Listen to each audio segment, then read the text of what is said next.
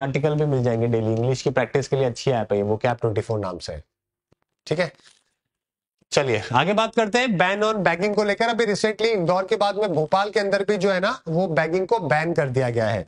Bagging वैसे भी हमारे देश के अंदर तो इलीगल है, मानी जाती है, लेकिन क्या है कि लोकल अथॉरिटीज उसको कितने अच्छे तरीके से इंप्लीमेंट कर पाती है वो इंपॉर्टेंट है। तो इंदौर में ये काफी सक्सेसफुल रहा है और होना भी चाहिए यार। बहुत बुरा लगता है मतलब ह्यूमन डिग्निटी को लेकर ना, तो जब रोड के ऊपर जब हम लोग खड़े होते हैं ना तो और कोई बैगिंग करने आता है तो बहुत बुरा भी लगता है कि यार इसके लिए कुछ करें, और फिर पता भी है कि यार कुछ करने का फायदा नहीं है क्योंकि इसके पास अच्छे खासे हाथ पैर काम कर रहे हैं, सब कुछ कर रहे हैं, फिर भी ये कर रहे हैं। समझ रहे हो? तो बहुत ही बुरा फील होता है कि अब क्या कर सकते हैं मतलब। और आप सोचिए कि हमारा रिप्रेजेंटेशन कैसा हो पाता है, बाहर से कोई आता है तो कितने बैगिंग, कितने लोग। एक मैंने बताया था ना, एक बार एक फिनलैंड का एक आदमी आया था, मिला था मुझे ऑस्ट्रेलिया में, दिल्ली एयरपोर्ट पे उतरा, इतनी बैगर देख देख के वो इतना स्ट्रेस में चला गया कि वापस से लौट गया इंडिया के बाद, क्योंकि उसने अपनी जिंदगी में देखा ही नहीं कभी है कि ऐसा भी एक कंडीशन है जो कि हो सकती है क्या किसी इंसान के लिए किसी भी कंट्री के अंदर। तो इसलिए क्या है, भोपाल ने भी जो है एक कंप्लीट बैन है जो कि बैगिंग के ऊपर कर दिया है पब्लिक प्लेसेस के लिए। अब होगा क्या कि इन सारे लोगों को काम करना पड़ेगा, मजदूरी तो एटलीस्ट करनी ही पड़ेगी। समझ गए? कुछ ना कुछ तो करना ही पड़ेगा, तभी जाके कुछ आगे आगे बढ़ पाएंगे। तो जो भी लोग हैं उनको एक प्रॉपरली अच्छे तरीके से इसको इंप्लीमेंट है जो कि करने के लिए बोला गया है ना। ट्रैफिक सिग्नल्स के ऊपर, रिलीजियस साइट के ऊपर, टूरिस्ट प्लेसेस के ऊपर ट्रैफिक डिस्ट्रप्शन भी होता है, एक्सीडेंट के ऊपर भी होते हैं। बहुत सारे स्टेट्स के अंदर बहुत सारे क्रिमिनल रिकॉर्ड्स भी देखने को मिलते हैं। पब्लिक सेफ्टी के लिए और इन लोगों को भी हजार्डियस चीजों से बचाने के लिए दोनों ही बहुत इंपॉर्टेंट है। तो भोपाल ने सेक्शन 163 भारतीय नागरिक सुरक्षा संहिता का को यूज किया है यहाँ पे और बैन है जो कि इसको डिस्ट्रिक्ट वाइड कर दिया है। सेक्शन 223 के तहत ये पनिशेबल ऑफेंस है, अगर कोई डिसोबे करेगा तो इसको जो है वो फिर एक तरीके से पनिशेबल ऑफेंस है जो कि माना जाएगा, है ना। इसी प्रकार से इंदौर के अंदर काफी सक्सेसफुली जो है ये इंप्लीमेंट हुआ है। हमारे यहाँ पे सबसे पहले क्रिमिनल ट्राइब्स एक्ट 1861 आया था ब्रिटिशर्स के टाइम पे, तो वहां पे क्रिमिनलाइज कर दिया था इन्होंने नोमैडिक ट्राइब्स को, ये क्योंकि नोमैडिक ट्राइब्स जो है उस टाइम पे जो है वो बंजारा प्रवृत्ति के लोग, मतलब अपने जीवन व्यापन के लिए कोई सुविधा तो होती नहीं थी, तो उस टाइम पे जो है वो काफी चोरी करना, डकैती करना, बैगिंग, काफी सारी चीजें देखने को मिलती थी। हालांकि सभी ट्राइब नहीं करते थे, लेकिन कुछ के ऊपर इन्होंने इस तरीके से बैन जो कि लगा दिया था।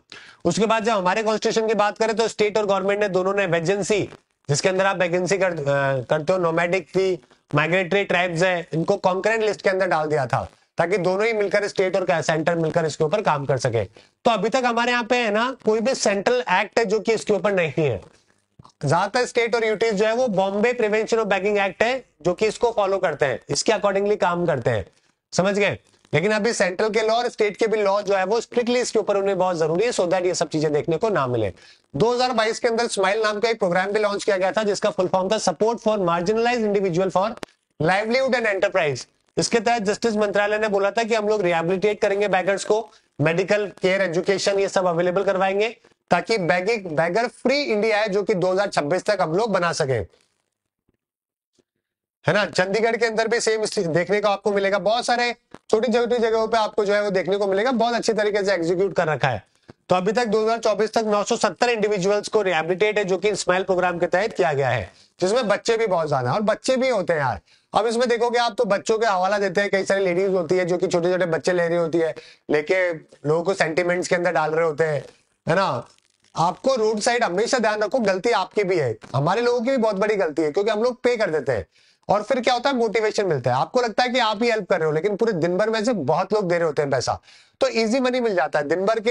एक लड़के ने एक बार एक बहुत पहले एक वीडियो भी बनाया था जिसमें वो बेचारा बीपीओ में काम करके 25,000 रुपए कमा रहा था 12 घंटे काम करके, और उसने दिल्ली पे एक बार बैकिंग करी तो उसको महीने का 50,000 रुपए मिला।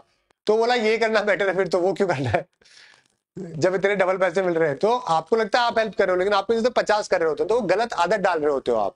समझ गए? एक बहुत अच्छी मूवी भी इसके ऊपर बनी थी, आई थिंक कुणाल खेमू की मूवी थी, ट्रैफिक सिग्नल नाम से थी, देखिएगा वो मूवी। कितना बड़ा रैकेट है जो कि चलता है, और ये रैकेट ही है बहुत बड़ा जो कि चलता भी है। तो जो बहुत ज्यादा बुजुर्ग हो या जो बहुत ज्यादा डिसेबल हो, अगर आपने उसको पे किया दैट्स कंप्लीटली ऑल राइट। मेरे को ये चीज मेरे स्कूल के अंदर मेरे जो प्रिंसिपल थे उन्होंने सिखाई थी।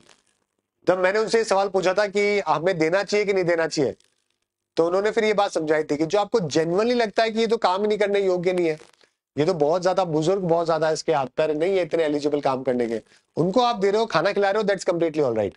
लेकिन अगर आप किसी भी ठीक ठाक आदमी को दे रहे हो, ये आपकी बहुत बड़ी गलती है, बहुत बड़ी गलती है, आप उसको प्रमोट कर रहे हो बैगिंग के लिए। ठीक है, चलिए ऑलराइट, टॉप 10 क्वेश्चन की बात करें तो क्वेश्चन में जनरल क्वेश्चन